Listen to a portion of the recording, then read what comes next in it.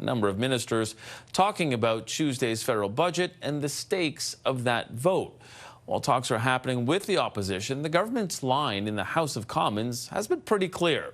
The Liberals are framing this vote as a choice between their fiscal plan and an election. Now, that's the rhetoric. So what's the real talk? Well, Don Davies is the interim leader of the NDP. Don Davies, welcome back to Power Play. Thanks for being here. Pleasure to be with you, Mike. So we're just a couple of days away from the budget, much anticipated.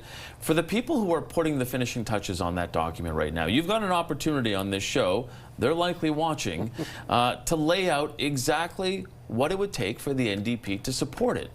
So what would it take?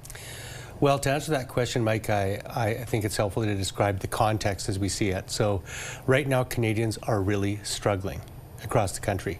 You know, prices are sky high for groceries and rent. Unemployment is at its highest level in 10 years, particularly bad for young people. 1 in 6 young people, Mike, is out of work, and many more are underemployed. You have sluggish economic growth, and of course we face serious problems from south of the border. So in that context, with serious affordability problems and serious issues facing our economy, we want to see a budget that invests in Canada. We see this as an opportunity for us to develop our economy and put people to work, create good jobs, build affordable homes, strengthen healthcare, and get our economy moving again. So we want to see an investment budget, not an austerity one. So what are the markers you're looking for then? Because if you're saying you want to see investment in housing, investment in healthcare, to what level? You must have an idea of what you want to see in that budget. Well, it's always hard to talk about a budget that we haven't seen yet, and... But you're talking about how you don't want this to be austerity, you want it to be investment. Right. So to what level? You must have a marker. I mean, if they come and say they just want millions of investment, that's likely not what you want. Well, let's start with not cutting. So we have a healthcare system that I think is in crisis. People can't get a family doctor, people have long wait times, health workers are burning out. So the absolute worst thing that you could do that we would never accept is cuts to the healthcare system.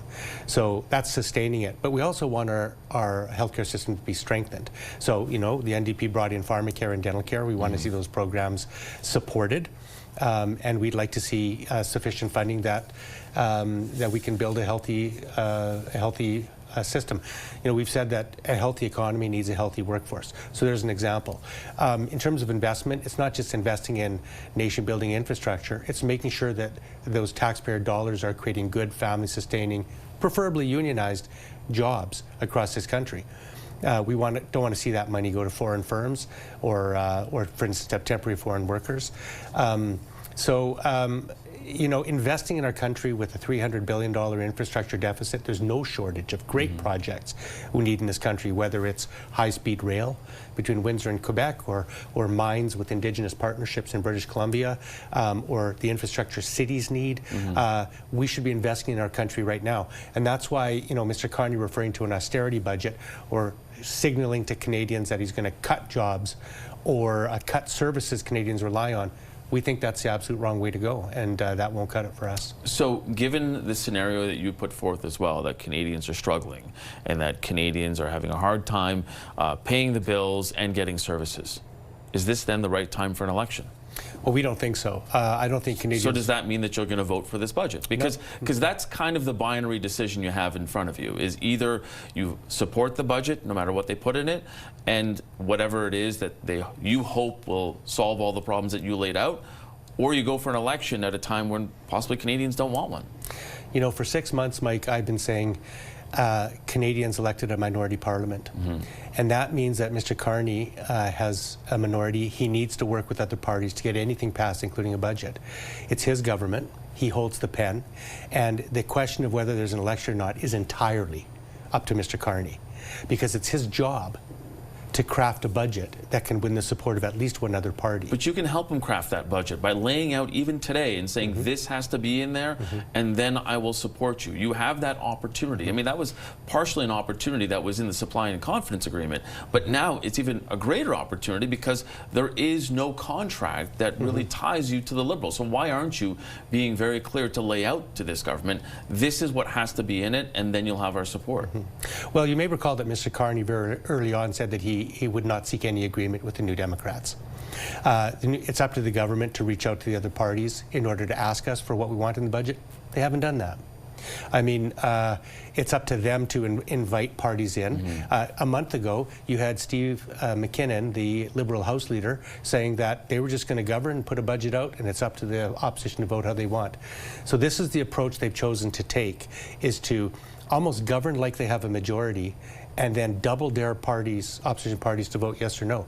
I don't think that's the way that a minority parliament should work. We have been very clear, though, about things that we need to see in the budget. Has to create good jobs, has to create affordable housing, has to protect health care. And we've been specific.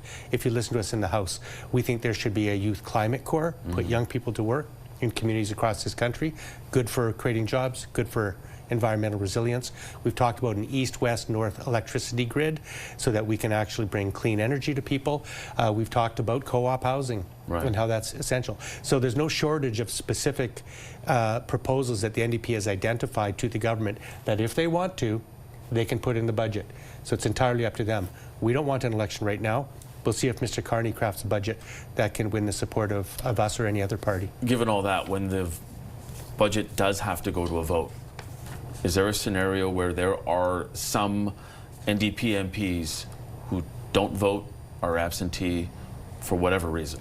Well, we're not going to speculate on any kind of electoral outcome. What I've said from the beginning is we're going to wait and see the budget. I think that's what a responsible opposition does. I'm a little bit disappointed at the Conservatives and Bloc, who seem to position themselves to vote no to a budget they haven't even read. So we're going to do what I think, you know, I'm a Jack Layton New Democrat, Mike. I mean, we want to be propositional. We want to actually work to make Parliament effective for people. So we're going to read that budget carefully. We're going to consult stakeholders. We're going to talk to working people, and we will caucus together. And if this budget is good for working people, it might earn our support. And that's the lens we're going to use. Is this budget good for working people?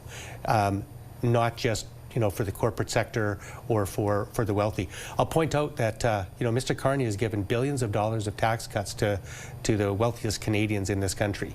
He cut the capital gains inclusion matter. He withdrew the digital services tax, tax on the biggest tech companies in the world. The Mark Zuckerbergs, the Elon Musk. It was a calculation in negotiations with the United States, they would say. Chose to do it.